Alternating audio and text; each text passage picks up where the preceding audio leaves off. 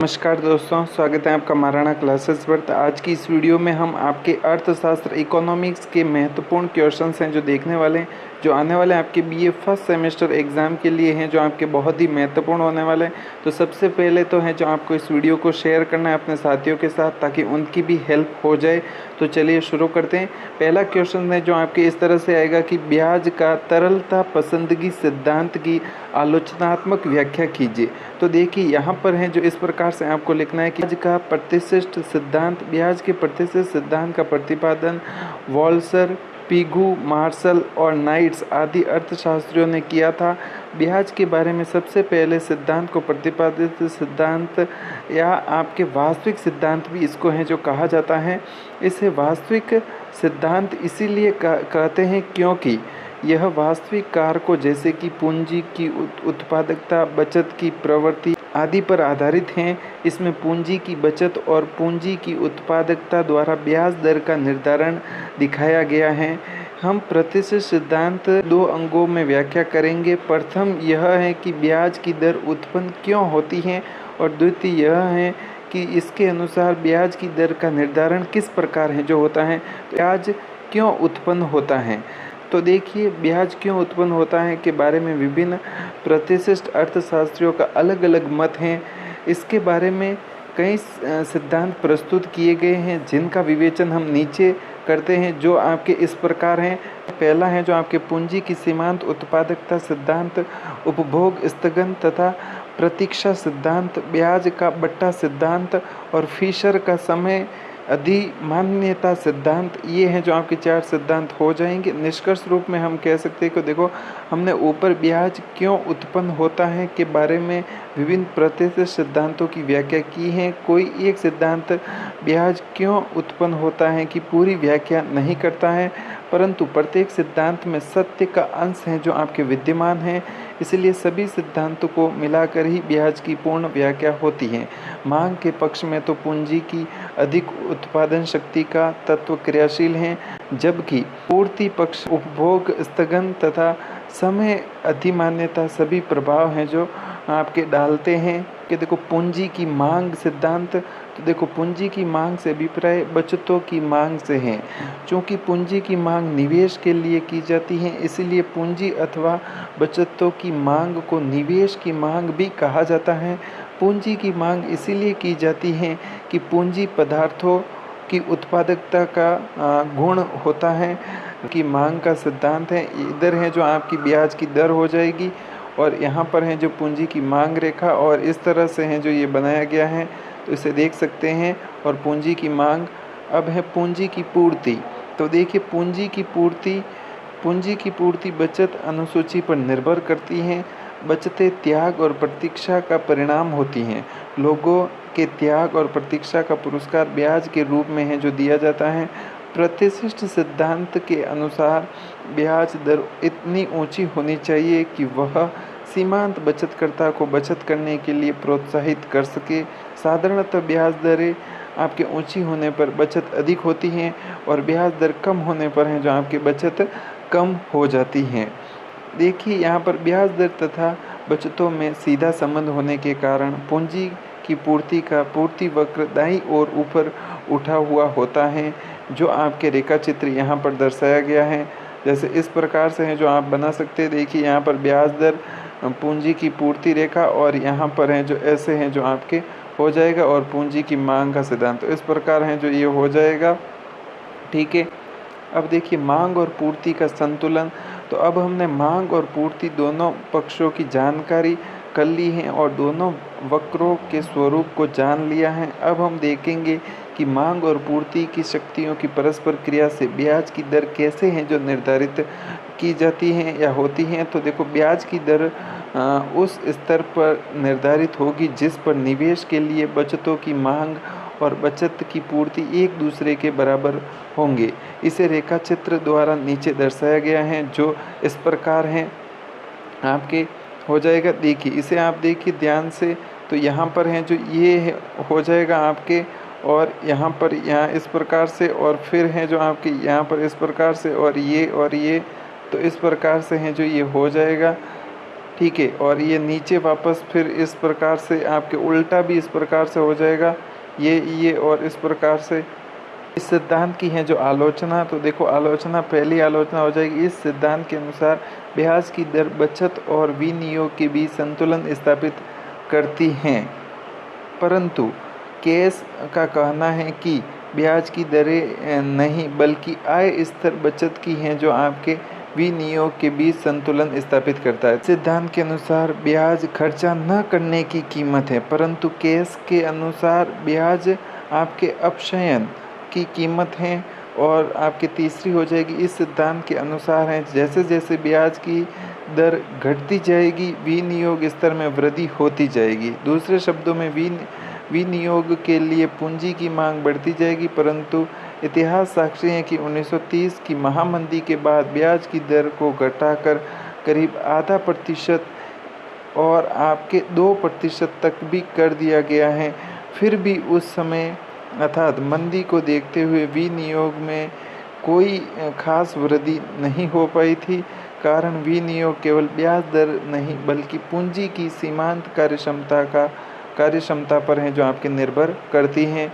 दो भागों पर निर्भर करती है, पहला तो ब्याज की दर और भविष्य में आय प्राप्त होने की आशा, तो इस पर है जो आपकी ब्याज की निर्भर करती है। सिद्धांत के अनुसार है जो ब्याज की दर में वृद्धि होने के साथ बचत की मात्रा में भी आपकी वृद्धि होती है, परंतु जिन लोगों की आय बहुत कम है, चाहे ब्याज को कितना भी बढ़ा दिया जाए, वे बचत करने में अपने आप को असमर्थ पाएंगे।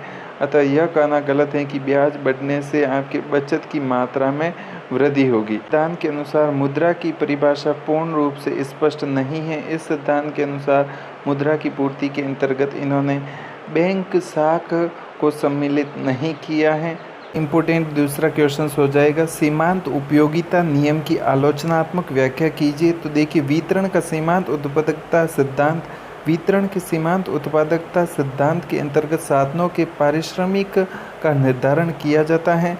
यह सिद्धांत इस समस्या का समाधान आसानी से करता है कि साधनों का पारिश्रमिक किस प्रकार से निर्धारित किया जाए। इस सिद्धांत को प्रतिपादित करने वाले प्रमुख अर्थशास्त्रियों में आपके जेबी क्लार्क, विक्स्ट्रेड, आपके वालरस, श्रीमती जॉन रॉबिन्सन तथा हिक्स हैं जो हो जाएंगे। सीमांत उत्पादकता सिद्धांत को सामान्य सिद्धांत भी है जो आपके कहा जाता है, क्योंकि उसकी सहायता से उत्पत्ति के सभी साधनों की कीमत निर्धारण समस्या समाधान का अध्ययन है जो आपके किया जाता है।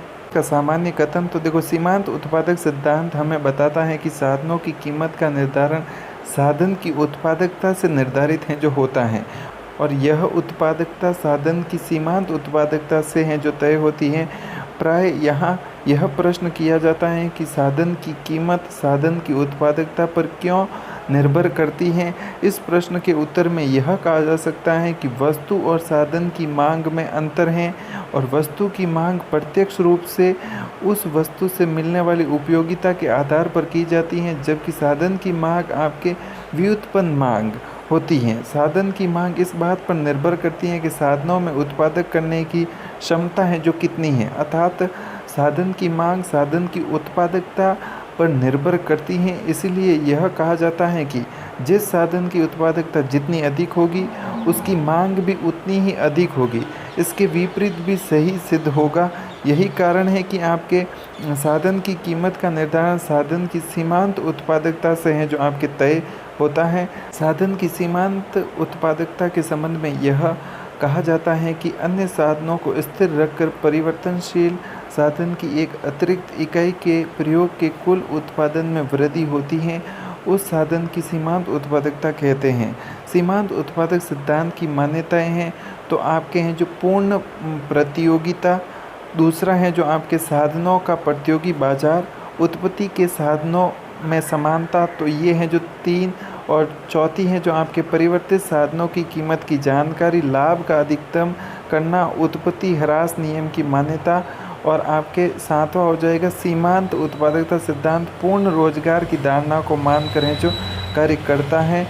यहाँ पर हम पहला देखते हैं तो यहाँ पर पूर्ण प्रतियोगिता, यह मान लिया गया है कि बाजार में पूर्ण प्रतियोगिता की दशा पाई जाती है। क्रेता और विक्रेता आपस में प्रतियोगिता के आधार पर साधनों का क्रय विक्रय करते हैं, परंतु वे आपस में एक दूसरे को प्रभावित नहीं कर सकते। साधनों का प्रतियोगी बाजार उत्पत्ति के साधनों के द्वारा उत्पादित वस्तु का बाजार भी प्रतियोगिता बाजार मान लिया जाता है। तो अब हम देखो सीमांत उत्पादकता का अर्थ है जो क्या है। तो अन्य साधनों को स्थिर रखकर परिवर्तनशील साधन की एक अतिरिक्त इकाई के प्रयोग से कुल उत्पादन में जो आपके वृद्धि होती है उसे साधन की सीमांत उत्पादकता है जो कहा जाता है। दूसरे शब्दों में साधन की एक अतिरिक्त इकाई होने वाले उत्पादन को उस साधन की सीमांत उत्पादकता कहा जाता है। प्रोफेसर हिक्स के अनुसार आपके ये परिभाषा है जो हो जाएगी सीमांत उत्पादकता। ये है जो आप रोक कर पढ़ लीजिएगा। अब सीमांत उत्पादकता को 3 प्रकार से व्यक्त है जो आपके किया जा सकता है। तो यहाँ पर है जो देखो सीमांत भौतिक उत्पादकता, इसके अंतर्गत है जो जब कभी सीमांत उत्पादकता वस्तु की भौतिक मात्रा में व्यक्त की जाती है तो उसे सीमांत भौतिक उत्पादकता कहा जाता है। जब उत्पादन क्षेत्र में अन्य साधनों को स्थिर रख कर किसी एक साधन की अतिरिक्त इकाइयों को उत्तरोत्तर है जो बढ़ाया जाता है, तब इस साधन के प्रयोग के परिणाम स्वरूप कुल भौतिक उत्पादन में जो वृद्धि होती है उस अतिरिक्त वृद्धि को उस साधन की सीमांत भौतिकता उत्पादक कहा जाता है। यहाँ पर उत्पत्ति हास नियम अर्थात परिवर्तन अनुपातों के नियम के क्रियाशील होने के कारण प्रारंभ में परिवर्तनशील साधनों की भौतिक उत्पादकता है जो बढ़ती हैं।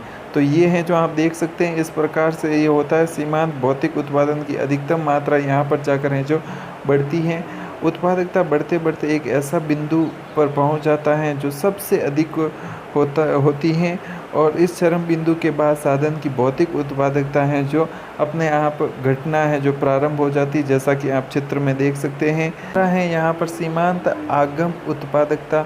तो फर्म या उत्पादक की नज़र केवल इस पर नहीं है कि उसे उसके साधन के द्वारा कितनी मात्रा में भौतिक उत्पादन उपलब्ध कराया जा रहा है, बल्कि उसकी नज़र इस बात पर भी रहती है कि वस्तु को बेचकर उसे कितनी आय प्राप्त हो रही है। अर्थात प्रत्येक फर्म या उत्पादक का हित सीमांत भौतिक उत्पादन की उपेक्षा सीमांत आगम उत्पादन ठीक है पर निर्भर है। अतः प्रत्येक फर्म या उत्पादक यह जानना चाहता है कि किसी साधन की एक अतिरिक्त इकाई लगाने से उसकी कुल आय में कितनी वृद्धि होती है। MPP इंटू MR, तो इससे हो जाएगा आपके MRP। इस तरह से ये हो जाएगा। तीसरा है जो हो जाएगा सीमांत उत्पाद का मूल्य। तो सीमांत मूल्य उत्पाद अर्थात सीमांत मूल्य उत्पादन को तब प्राप्त किया जाता है जबकि सीमांत भौतिक उत्पादकता को की कीमत को गुणा किया जाए। तो देखो VMP बराबर आपके MPP इंटू प्राइस, इससे आपके हो जाएगा फिर AR बराबर MR और फिर है जो आपके VMP बराबर MPP इंटू MR। तो फिर जो आपके MRP हैं जो निकल कर सामने आ जाता है। अतः कहा जा सकता है कि पूर्ण प्रतियोगिता की सीमांत उपज मूल्य या सीमांत उत्पादकता आगम एक ही होता है। लाभ की परिभाषा दीजिए और इसके आधुनिक सिद्धांत की व्याख्या कीजिए। तो इसमें है जो आपको लाभ का अनिश्चितता सिद्धांत है जो लिखना है। देखिए इस सिद्धांत का प्रतिपादन शिकागो विश्वविद्यालय के प्रोफेसर नाइट ने अपनी पुस्तक risk and uncertainty and profit में किया। प्रोफेसर नाइट अपने सिद्धांत में इस बात पर बल देते हैं कि उद्यमी को लाभ जोखिम उठाने के कारण प्राप्त नहीं होता, बल्कि उत्पादन प्रक्रिया की अनिश्चितता सहन करने के पुरस्कार के रूप में प्राप्त होता है। प्रोफेसर नाइट ने जोखिम और अनिश्चितता भेद किया। उनके अनुसार सभी प्रकार के जोखिम उद्यमी के लिए अनिश्चितता उत्पन्न नहीं करते। जोखिम आपके अनिश्चितता के आधार पर प्रोफेसर नाइट ने 2 भागों में इसे बांटा है। पहला है जो आपके हो जाएगा ज्ञात जोखिम और दूसरा है जो अज्ञात जोखिम। तो देखिए यहाँ पर उत्पादन प्रक्रिया में उन जोखिमों को ज्ञात जोखिम की संज्ञा दी जाती है जिनकी उद्यमी पूर्वानुमान है जो लगा सकता है, जैसे हैं जो आग, बाढ़, चोरी, दुर्घटना, टूट फूट आदि घटनाओं का उद्यमी को है जो पूर्वानुमान हो जाता है। तो ये हैं जो आपके जोखिम है और ये ज्ञात जोखिम है। दूसरा है जो ज्ञात जोखिमों में विपरीत उद्यमी के लिए उत्पादन प्रक्रिया में कुछ ऐसे जोखिम विद्यमान रहते हैं जिसका उद्यमी है जो पूर्वानुमान नहीं होता, अर्थात जिनके बारे में सही जानकारी हासिल नहीं की जा सकती। ऐसे अनिश्चित जोखिमों को अज्ञात जोखिम है जो कहा जाता है। तो आपके नाइट के अनुसार हैं जो उद्यमी ऐसे अनिश्चितता झेलने का पुरस्कार ही लाभ के रूप में है जो उसे प्राप्त होता है। व्यवसाय में जितनी अधिक बीमा अयोग्य निश्चितताएं उपस्थित होगी, उद्यमी लाभ की मात्रा में उतनी ही अधिक होगी। तो इस सिद्धांत की आलोचना है जो इस प्रकार से हो जाएगी। तो उद्यमी के अन्य महत्वपूर्ण कार्यों को इस सिद्धांत में छोड़ दिया गया है, जैसे कि व्यवसाय में समन्वय का कार्य, और दूसरा है जो आलोचक अनिश्चितता वहन करना एक अलग कार्य के रूप में स्वीकार नहीं करते। संयुक्त पूंजी कंपनी के हिस्सेदारों को जो लाभांश प्राप्त होता है उसमें वे अनिश्चितता का सामना नहीं करते, अतः कोई आवश्यक नहीं कि लाभ अनिश्चितता सहन करने के परिणाम स्वरूप ही है जो प्राप्त होता है। तो इस प्रकार ये क्वेश्चंस भी हैं जो कंप्लीट हो चुका है।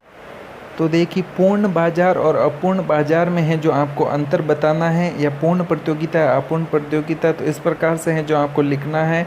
देखिए यहाँ पर है जो पहला पॉइंट हो जाएगा, पूर्ण प्रतियोगिता बाजार में आपके क्रेताओं और विक्रेताओं की संख्या अधिक होती है, जबकि है जो आपके अपूर्ण प्रतियोगिता, या इससे बाजार भी कह सकते हैं, में क्रेताओं और विक्रेताओं की संख्या पूर्ण प्रतियोगिता की अपेक्षा कम होती है। इसमें है जो एकाधिकार प्रतियोगिता होती है, और आपके हैं जो अल्पाधिकार तथा द्वियाधिकार की स्थितियां सम्मिलित हैं जो इसमें होती हैं। दूसरा पॉइंट यहाँ पर हो जाएगा, देखो, पूर्ण प्रतियोगिता फर्म के द्वारा उत्पादित तथा बेची जाने वाली वस्तुओं में एक रूपता है जो पाई जाती है, जबकि अपूर्ण प्रतियोगिता के अंतर्गत वस्तु विभेद पाया जाता है। प्रत्येक फर्म बाजार में अपनी वस्तु की है जो अलग पहचान बनाने का है जो प्रयास होता है। और तीसरा पॉइंट है, पूर्ण प्रतियोगिता में फर्मों का स्वतंत्र प्रवेश व बहिर्गमन होता है, जबकि अपूर्ण प्रतियोगिता में फर्मों का स्वतंत्र प्रवेश और बहिर्गमन है जो आपके नहीं होता है। चौथा पॉइंट है, पूर्ण प्रतियोगिताओं में क्रेताओं और विक्रेताओं को बाजार का पूर्ण ज्ञान होता है तथा उनमें परस्पर है जो संपर्क होता है, और अपूर्ण प्रतियोगिता बाजार में क्रेताओं और विक्रेताओं की बाजार का संपूर्ण है जो ज्ञान नहीं होता, और उनमें है जो परस्पर संबंध है जो आपके नहीं पाया जाता। इस प्रकार है हो जाएगा हमारा पांचवा पॉइंट है। यहाँ पर देखिए, पूर्ण प्रतियोगिता की स्थिति में वस्तु की कीमत का निर्धारण उद्योग द्वारा मांग और पूर्ति की शक्तियों के संतुलन से होता है। इस कीमत को उद्योग में आपके कार्य कर रही फर्में हैं जो फर्म दिया हुआ मान लेती हैं। पूर्ण प्रतियोगिता में विक्रेता कीमत निर्धारित करते समय मांग व पूर्ति की शक्तियों का ध्यान रखता है, परंतु प्रत्येक फर्म या विक्रेता का अपना एक अलग स्वतंत्र है जो क्षेत्र होता है, उसके अनुसार वो है जो अपनी वस्तुओं को बेचता है। छठा पॉइंट हो जाएगा आपके, पूर्ण प्रतियोगिता में औसत आय तथा सीमांत आय बराबर होती हैं। औसत आय तथा सीमांत आय वक्र एक सीधी पड़ी रेखा होती हैं। पूर्ण प्रतियोगिता में सीमांत आय से अधिक होती हैं। औसत आय वक्र तथा सीमांत आय वक्र बाएं से दाएं नीचे को गिरता हुआ है जो आपके प्रतीत होता है। पॉइंट हो जाएगा, पूर्ण प्रतियोगिता में फर्म अल्पकाल में लाभ, सामान्य लाभ, हानि अर्जित करती हैं तथा दीर्घकाल में फर्म को मात्र सामान्य लाभ ही प्राप्त होता है, जबकि आपके अपूर्ण प्रतियोगिता फर्म में अल्पकाल में लाभ, सामान्य हानि की स्थिति हो सकती है तथा दीर्घकाल में फर्म को केवल सामान्य लाभ ही अर्जित हो पाता है। आठवां पॉइंट हो जाएगा आपके, पूर्ण प्रतियोगिता में फर्म विज्ञापन व प्रचार आदि में प्राय बिक्री लगाते वहन नहीं करती, और अपूर्ण प्रतियोगिता में फर्म की वस्तु बिक्री बढ़ाने के लिए विज्ञापन और प्रचार पर है जो आपके खर्चा करती हैं। नवा पॉइंट है आपके, पूर्ण प्रतियोगिता बाजार में है जो काल्पनिक दशा है, वास्तविक जीवन में यह नहीं पाई जाती, अतः पूर्ण प्रतियोगिता की स्थिति केवल है जो आपके सैद्धांतिक हैं, जबकि अपूर्ण प्रतियोगिता व्यवहारिक जीवन में पाई जाती है, अतः यह सैद्धांतिक न होकर आपके व्यवहारिक हैं। तो इस प्रकार से ये वाला क्वेश्चंस भी है जो हमारे कंप्लीट हो गया है। जो इम्पोर्टेंट क्वेश्चंस हैं वो मैंने अपने टेलीग्राम चैनल पर डाल दिए, तो लिंक डिस्क्रिप्शन बॉक्स में दे दिया है, वहाँ से जाकर आप चेकआउट कर लीजिएगा, और इन क्वेश्चंस को है जो आप 1 वीक से देख लीजिएगा। और अगर आपको वीडियो अच्छा लगा हो तो चैनल को सब्सक्राइब जरूर कीजिएगा। थैंक यू, धन्यवाद।